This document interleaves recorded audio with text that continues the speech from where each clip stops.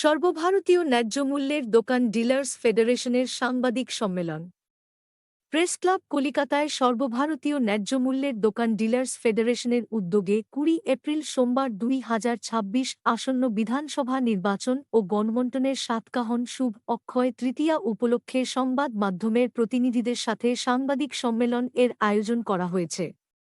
সম্মেলনে উপস্থিত নেতৃবৃন্দের মধ্যে ছিলেন বিশ্বজিৎ সাহা, সুনীল কুমার বেরা, রাজকুমার মিথল, বিশ্বম্ভর বসু, ইন্দ্রনীল দে, শঙ্কর পণ্ডিত, নিরঞ্জন মাহাতো প্রমুখ। বক্তারা বলেন, বিভিন্ন রাজনৈতিক ব্যক্তিদের কাছে বারবার রেশন ডিলারদের জীবন ও জীবিকা বাঁচাতে সমস্যার ব্যাপারে লিখিত অভিযোগ করার পর ও তাদের সমস্যা সমাধানের জন্য কেউ এগিয়ে আসেনি বলে আসন্ন বিধানসভা নির্বাচনে তাদের পরিবার ভোট বয়কট করবে বলে সাংবাদিক সম্মেলনে উল্লেখ করেন।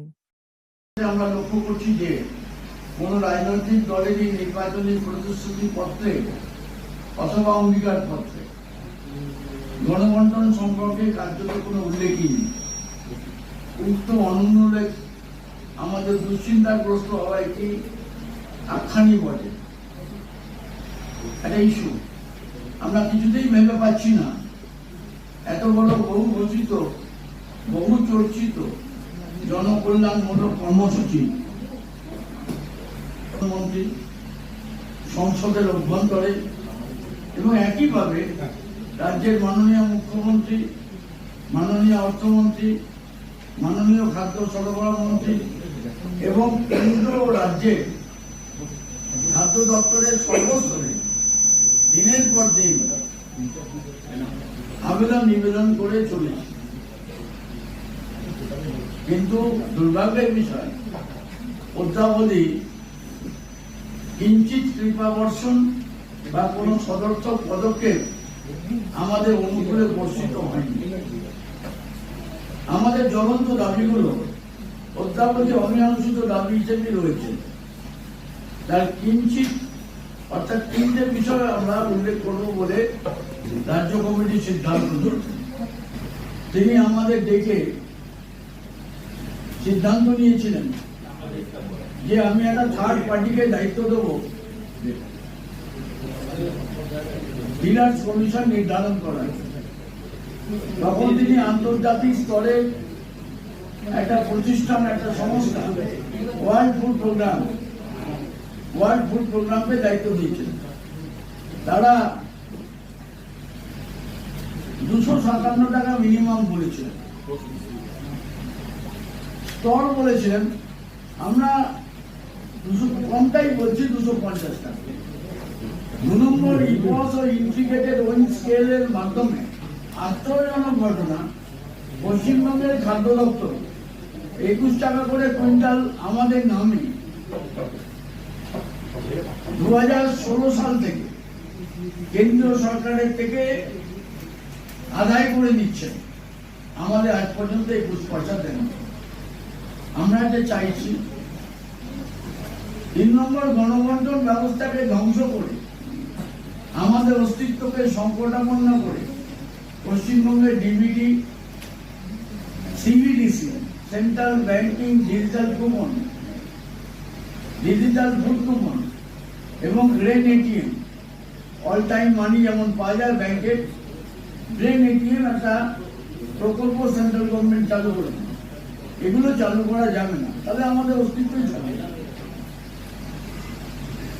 মূলত দুটি দল, সর্বভারতীয় তৃণমূল কংগ্রেসের রাজ্য কমিটির সভাপতি সদ্য সুব্রত বক্সী মহাশয়কে এবং ভারতীয় জনতা পার্টি রাজ্যের সভাপতি মাননীয় শ্রী শ্রমিক ভট্টাচার্য মহাশয়কে বিবেচনা এবং প্রতিশ্রুতিমূলক উত্তর পত্রের প্রত্যাশায় আমরা চৌধুরীকে তাদের বাড়িতে এবং অফিসে পাঠিয়ে এবং অতি দ্রুততার সঙ্গে সদর্থক উত্তরের অপেক্ষা আমরা ছিলাম। কিন্তু অদ্যাবধি তার কোনো উত্তর আমরা পাইনি, neither from TMC not from vigilance. আমাদের সংগঠন সিদ্ধান্ত নিয়েছিল যে রাজনৈতিক দলের উত্তর সমর্থকভাবে আসন্ন বিধানসভা নির্বাচনে তাদের হয়ে আমরা সক্রিয় প্রচারকের ভূমিকা পালন করতে দায়বদ্ধ থাকবে।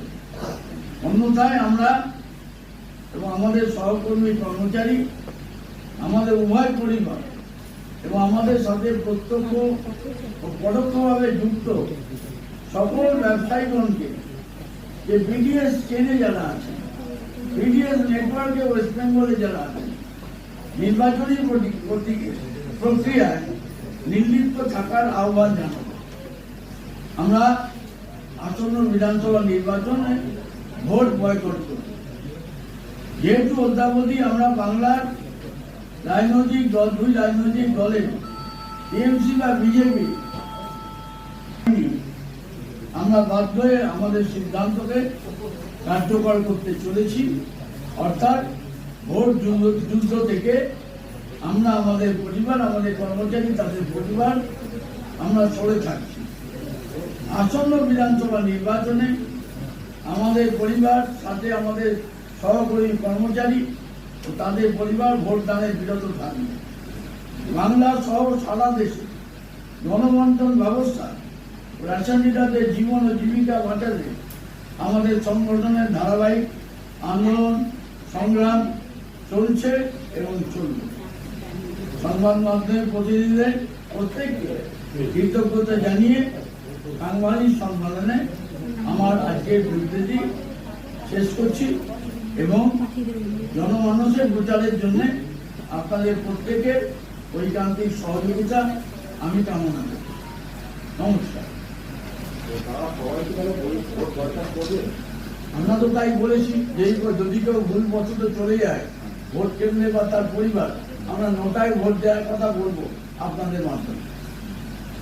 মানে ভোট দেবো না, কাউকে জিততেও দেবো না, কাউকে হারতেও দেবো না, আমরা নিরপেক্ষ থাকবো। আমরা তো তাই বলবো। ভোট দেওয়ার সবার আজকের দিনে সিদ্ধার্থ সিনিয়র মানুষ, সিদ্ধার্থ ভালো আপনারাও জানেন যে রেশন দোকানে দোকানদারদের জীবিকা বাঁচানোর একটা বিরাট সংগ্রাম হয়ে থাকে। বহু দোকানদার তারা লাইসেন্স সারেন্ডার করে চলে যাচ্ছে।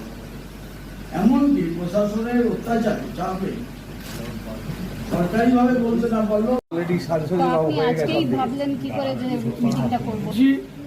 এর মধ্যে বিজেপি থেকে চিঠি এসছে। বিজেপি বলেছেন শ্রমিক বাজার আমাদের সহযোগিতা করবে। তা আমি তো ওয়ান ওয়ে ট্রাফিক নই। मुझे दो, तुम जियो मुझे जीने दो, तुम जियो मुझे जीने दो। जब तक हमको जीने नहीं दोगे हम तुमको भी छोड़ेंगे नहीं, हम लड़ते जाएंगे। ঠিক আছে, একই রকম আছে। ওরা কি মেন্স এটাই চাইছে যে হ্যাঁ আমাদের এটা যদি কেবল কার্ড না হলে তাহলে আমরা ভোট দেব না। রাজ্য কমিটির মিটিং করেছি, গতকালের সিদ্ধান্ত নিয়ে আজকে আপনাদের সামনে এসে বসেছি। এরপরও যদি ভুল বছর ভোট কেন্দ্রে চলে যায়, সে 9টায় ভোট দেব। আমাদের জীবিকার ব্যাপার, তাই না? আজকে তো কোনো মডেল কোড অফ কন্ডাক্টের ব্যাপার নেই। আমাদের প্রধানমন্ত্রী ঘোষণা করতেই পারেন যে রেশন ডিলারদের মার্জিন ক্যাবিনেটের সিদ্ধান্ত হয়েছে, কার্যকর হয়নি। ইউনিয়ন ক্যাবিনেটের সিদ্ধান্ত, তার চিঠি কপি আমার কাছে আছে, কিন্তু দিনের আলো দেখতে পাইনি সেই সিদ্ধান্ত। তাই তো নেই। তাহলে কেন্দ্র সরকারকেও কিছু বলা হয়।